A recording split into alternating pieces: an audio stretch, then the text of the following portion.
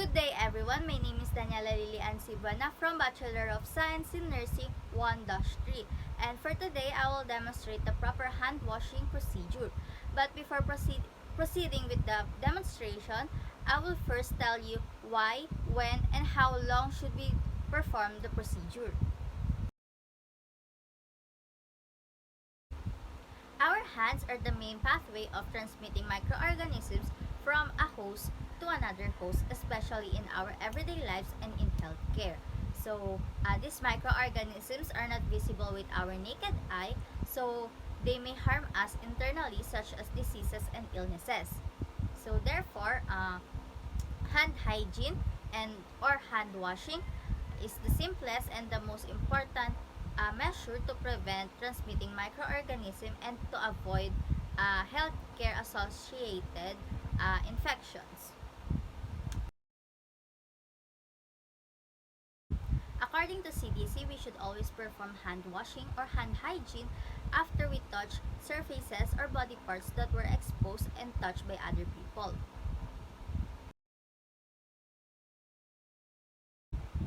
The proper hand washing procedure must be done for 40 to 60 seconds to ensure that we get rid of all the microorganisms. So for now, we will assess our hands for wounds, cuts, and open areas as they can harbor high concentration of microorganisms. We should also ensure that we have our nails kept short and clean and remove all the jewelries including our wristwatch as microorganisms can lodge in the setting of our jewelry. After that, do not touch any surfaces with your hand as we consider it as contaminated. And then open the faucet and adjust the pressure of the water to avoid splashing it against our uniform. Water splashed from the contaminated sink will contaminate our uniform, and then microorganisms will travel and grow in moisture. During the procedure, we must put our hands in a downward position to ensure that the contaminated water will drain down in the sink and not in our body part. So now, let's go to the step by step.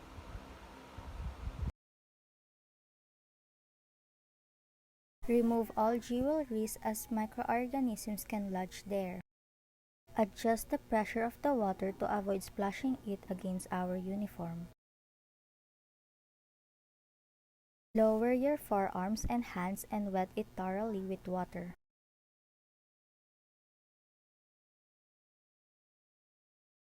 Apply bar soap or liquid soap to the hands and lather it thoroughly. It must cover all the areas of the hands. Rub your hands palm to palm. Right palm over left dorsum and then left palm over our right dorsum with fingers interlaced.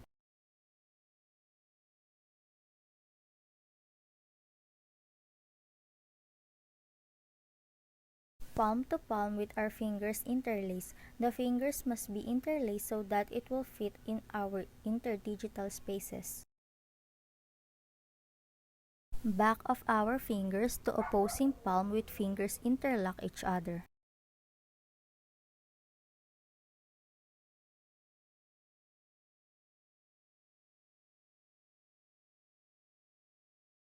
Rotational rubbing backwards of the right thumb clasped by the left palm and vice versa. Rotational rubbing backward and forward with clasped finger of right hand in left palm and vice versa. We also include the wrist.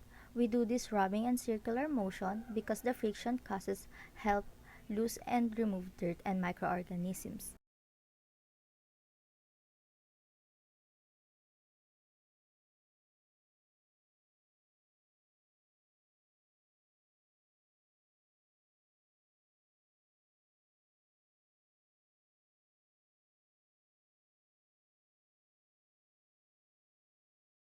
Rinse hands from fingers to wrist thoroughly under running water.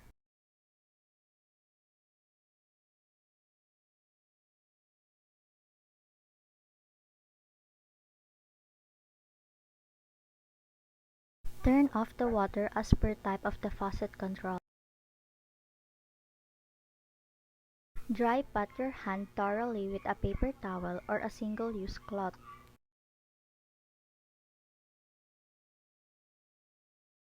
After drying, discard the paper towel in proper receptacles to prevent the transfer of microorganisms. Do not put our hands down as we consider everything below our waist as contaminated. Cross-contamination is now prevented